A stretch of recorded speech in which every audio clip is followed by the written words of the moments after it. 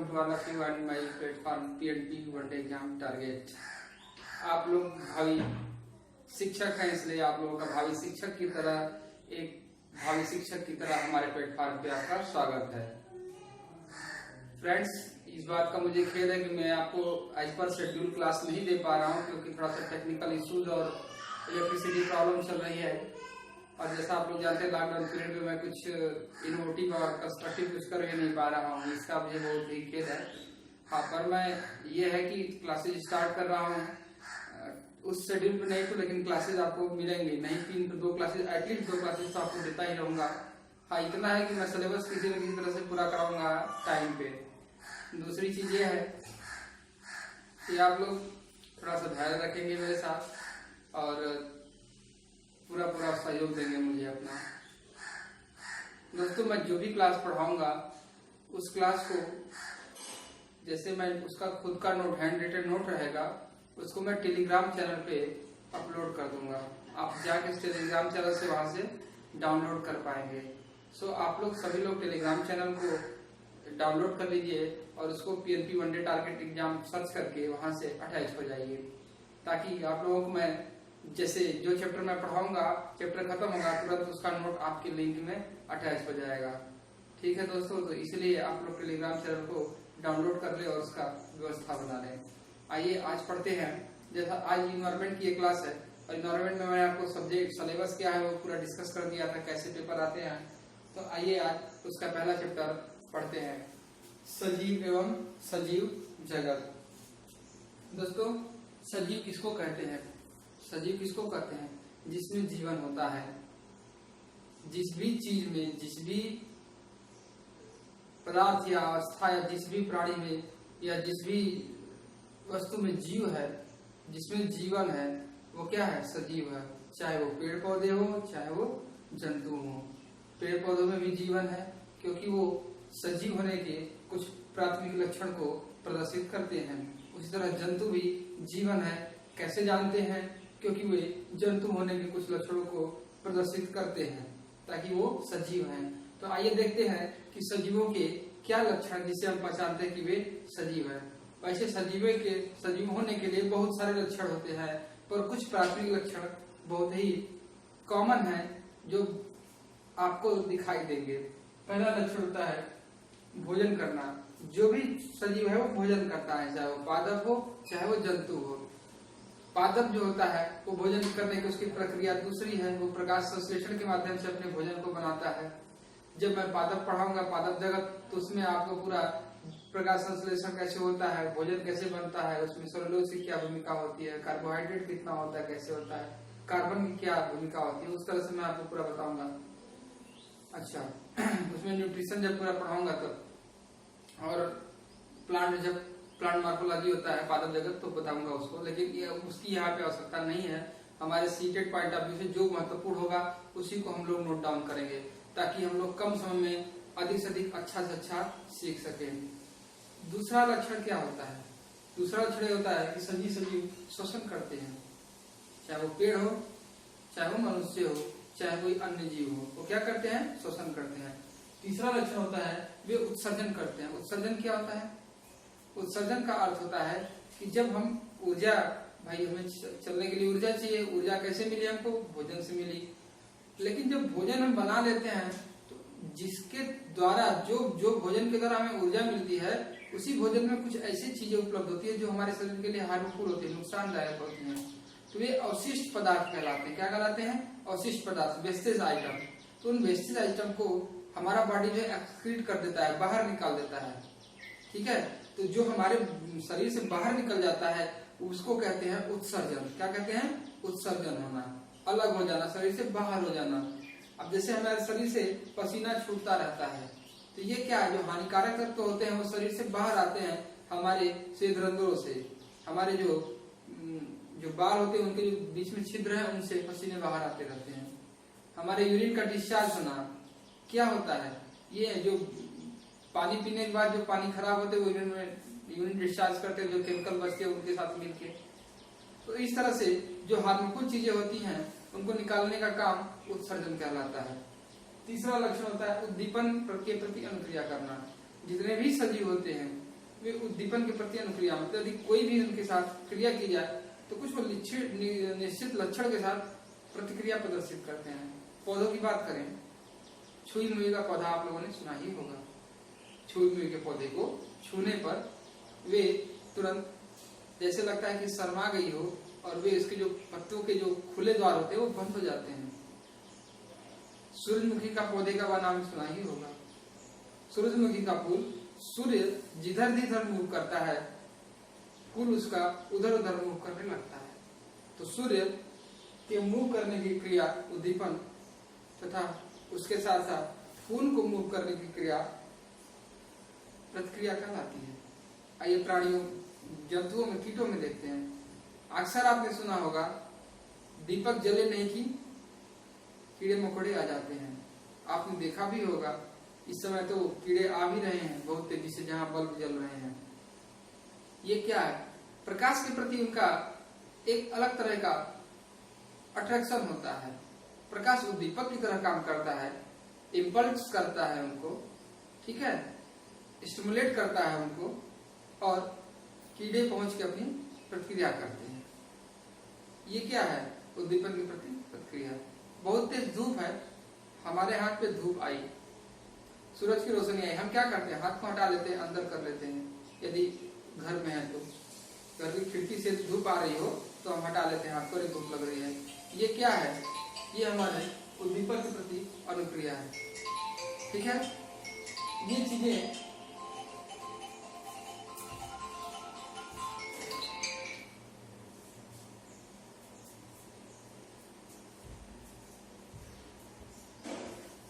ये चीजें हमारी प्राथमिक सजीव के लक्षण है। जैसे इंद्रियों का होना, जितने भी सजीव होते हैं उनके अंदर इंद्रियां होती हैं। मतलब स्पर्श करने पे स्पर्श करने की इंद्रियां प्रभावित होती हैं, देखने के लिए देखने वाली इंद्रियां प्रभावित होती हैं, स्वाद के लिए स्वाद वाली इंद्रियां प्रभावित होती हैं, समझने की बात की नहीं, सूंघने के लिए सूंघने वाली इंद्रियां प्रभावित होती हैं। तो इस तरह सभी सजीवों में इंद्रियां होती हैं, ठीक है, सेंसेस जिसको बोलते हैं। सभी सजीव गति करते हैं, मोटर स्किल उनके अंदर होती है, ठीक है, और गति करने के लिए कुछ न कुछ संधियां शरीर में दी गई हैं। संधियों से प्रश्न अक्सर आते हैं। और सभी सजीव अपने एक जनरेशन से दूसरे जनरेशन की तरफ मूव करते हैं, बढ़ाते रहते हैं अपनी जनरेशन को। ये क्या ये जिस माध्यम से अपनी जनरेशन को बढ़ाते हैं उसको रिप्रोडक्शन या प्रजनन करते हैं। ये कुछ प्रारंभिक लक्षण है जिनको हमें पढ़ना होता है। इन्हीं से क्वेश्चन आते हैं। जैसे भोजन से क्वेश्चन प्रकाश संश्लेषण संबंधित आता है, उसको हम अलग से पढ़ेंगे पादप जगत में। अब आइए हम श्वसन को देखते हैं। श्वसन क्या होता है? जब हमारे शरीर में वायु प्रवेश करती है या हम वायु लेते हैं तो वायु में बहुत सारे गैसों का मिश्रण होता है। नाइट्रोजन सबसे ज्यादा होता है, उसके बाद ऑक्सीजन होता है, कार्बन डाइऑक्साइड है, आर्गन है और बहुत सारे गैस हैं। तो हमारे शरीर को चाहिए क्या? ऑक्सीजन। तो ऑक्सीजन को लेके और सभी जितने भी गैस होते हैं उनको निकाल दिया जाता है। तो श्वसन हम करते हैं और कार्बन डाइऑक्साइड को भी निकाला जाता है। जितने भी गैस है उनको निकाला जाता है, केवल ऑक्सीजन को ऑब्जर्व कर लिया जाता है। और ये ऑक्सीजन हमारे ब्लड को प्यूरिफाई करने का कार्य करते हैं। वो मैं बात बताऊंगा कैसे प्यूरिफाई करते हैं। ऑक्सीजनेटेड ब्लड उसको बोलते हैं, प्यूरिफाइड ब्लड को। वो पूरे ह्यूमन मॉर्फोलॉजी का पार्ट हो जाएगा। आइए देखते हैं श्वसन में हमारे जो पेपर के लिए महत्वपूर्ण है वो क्या है। हमारे पेपर में अक्सर पूछता है कि कुछ जंतु का नाम देगा और उनके श्वसन अंग दे देगा और मिलान करने को, जानते हैं ना, टैली कराने को दे देगा कि इसमें किससे किससे टैली हो रही है। समझ में आई बात? तो हमें कुछ जंतुओं के और उनके श्वसन अंग के बारे में अक्सर पूछना है। नहीं टैली करने को आता है तो 2 स्टेटमेंट दे देता है। उसमें एक स्टेटमेंट ये वाला भी होता है कि ये जंतु इस अंग से श्वसन करता है या नहीं करता है। समझ आई बात? तो उसके लिए हमें तैयार रहना है। आइए देखते हैं ये क्या है जंतु, ये क्या है श्वसन अंग है। देखिए जंतु में कौन कौन सा है? मनुष्य, शेर, गाय, सांप, छिपकली, पक्षी इत्यादि। मनुष्य, शेर, गाय, सांप, छिपकली, पक्षी इत्यादि अपने फेफड़े से श्वसन करते हैं। किससे करते हैं? फेफड़े से श्वसन करते हैं। मक्खी, काकरोच या अन्य कीट अपने ट्रैकिया, वातक से श्वसन करते हैं। किससे? ट्रैकिया से। तो पूछा अक्सर काकरोच के बारे में जाता है।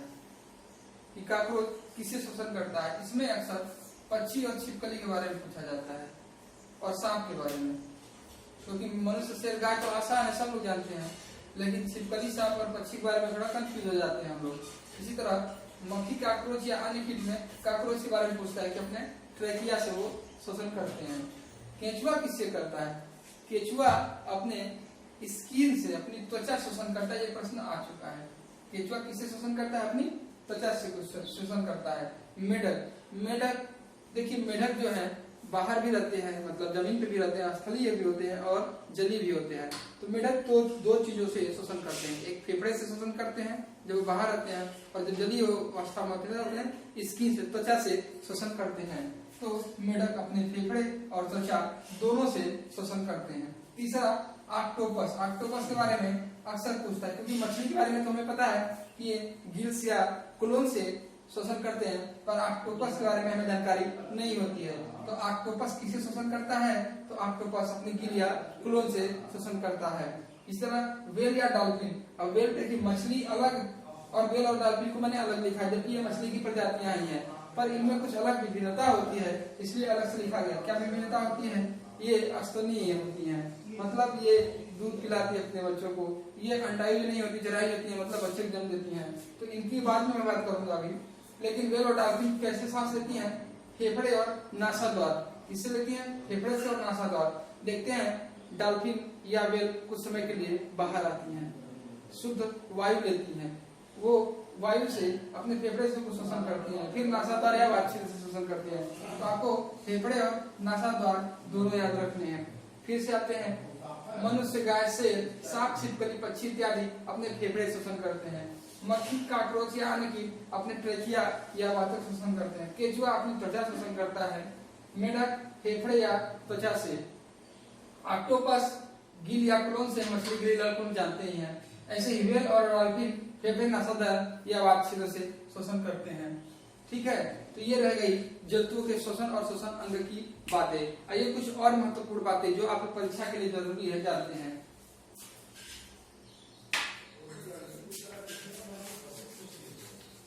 देखिए, अब यहाँ पे आपको पूछता है कि मनुष्य प्रति मिनट कितना सांस लेता है। ठीक है, तो आप लोग लिखेंगे कि 1 मिनट में 1 मिनट में मनुष्य 15 से 18 बार श्वास छोड़ता लेता है। ठीक है, 1 मिनट में मनुष्य 15 से 18 बार श्वास लेता और छोड़ता है, श्वास लेता छोड़ता है। ठीक है, ये बात आपको एकदम से याद रखनी है। दूसरी चीज थोड़ा सा देख लेते हैं पौधे के बारे में। पौधे देखिए, दो चीजें, पौधे का श्वास लेना अलग होता है और पौधे का प्रकाश संश्लेषण करना अलग होता है। दोनों एक दूसरे की रिवर्स क्रिया है, उल्टी क्रिया है। पौधे के जो पत्तियां होती हैं उनमें क्या होते हैं? छिद्र होते हैं। ठीक है, तो उन छिद्र के द्वारा ऑक्सीजन अंदर जाती है। पौधे की पत्तियों पे कुछ छिद्र होते हैं, इन छिद्र से ऑक्सीजन अंदर कर ली जाती है और इन्हीं छिद्रों से कार्बन डाइऑक्साइड को बाहर कर लिया जाता है। इन्हें छिद्र पौधों के रंध्र छिद्र बोलते हैं। ये क्या है? रंध्र छिद्र। ये है रंध्र छिद्र। इन रंध्र छिद्रों के द्वारा ऑक्सीजन को अंदर सोख लिया जाता है और कार्बन डाइऑक्साइड को बाहर छोड़ दिया जाता है। ये क्रिया 24 घंटे होती है। ये क्रिया 24 घंटे होती है और ये 24 घंटे होने के कारण इसको हम बोलते हैं श्वसन क्रिया। ये क्या है? श्वसन क्रिया। तो पौधे भी श्वसन क्रिया में आपको याद रखना है, ऑक्सीजन को ही लेते हैं, कार्बन डाइऑक्साइड को नहीं लेते हैं। या ऐसे नहीं कि रात को दूसरी चीजें करते, दिन में दूसरी चीजें करते हैं, वो प्रकाश संश्लेषण के काम में होते हैं। लेकिन आपको श्वसन के लिए याद रखना है, ये क्लियर कट आप याद रखेंगे कि पौधे भी श्वसन के लिए ऑक्सीजन को लेते हैं और कार्बन डाइऑक्साइड को छोड़ते हैं। ये क्रिया उनकी 24 घंटे चलती है। और कैसे होती है? ये पत्तियों के रंध्र छिद्रों द्वारा ऑक्सीजन को ग्रहण करते हैं और कार्बन डाइऑक्साइड को बाहर निकाल लेते हैं। पर प्रकाश संश्लेषण में क्या होता है? प्रकाश संश्लेषण में CO2 को पौधे लेते हैं और O2 को पौधे छोड़ते हैं। CO2 को पौधे लेते हैं और O2 को पौधे छोड़ते हैं, ऑक्सीजन को छोड़ते हैं। ये क्रिया केवल प्रकाश संश्लेषण की प्रकाश के ही द्वारा निर्भर है, इसलिए ये क्रिया केवल दिन में होती है। जब प्रकाश संश्लेषण पढ़ाऊंगा तो ज्यादा क्लियर होगा, लेकिन बस इतना जानिए कि पौधे भी श्वसन में ऑक्सीजन ही लेते हैं और कार्बन डाइऑक्साइड ही छोड़ते हैं, और ये क्रिया 24 घंटे होती है। प्रकाश संश्लेषण में कार्बन डाइऑक्साइड लिया जाता है, ऑक्सीजन छोड़ा जाता है पौधों के द्वारा, और ये क्रिया केवल दिन में होती है। समझ में आई बात? इसलिए कहा था रात को मत सोइए, रात को पौधे कार्बन डाइऑक्साइड छोड़ते हैं। छोड़ते दिन में भी है पर पता नहीं चलता पत्तियों के द्वारा, क्योंकि उस समय वो ऑक्सीजन को छोड़ते रहते हैं, कार्बन डाइऑक्साइड लेते रहते हैं। तो रात में चूंकि केवल इसकी क्रिया चलती है श्वसन की, प्रकाश संश्लेषण चलती नहीं, तो उसमें होता है कि कार्बन डाइऑक्साइड छोड़ते हैं। समझ में आई बात? तो ये था हमारा श्वसन। इसके बाद हम उत्सर्जन, उद्दीपन क्रिया इसी तरह हम डिटेल में पढ़ते रहेंगे। आज यहीं तक रखते हैं। नमस्कार, जय हिंद, जय भारत।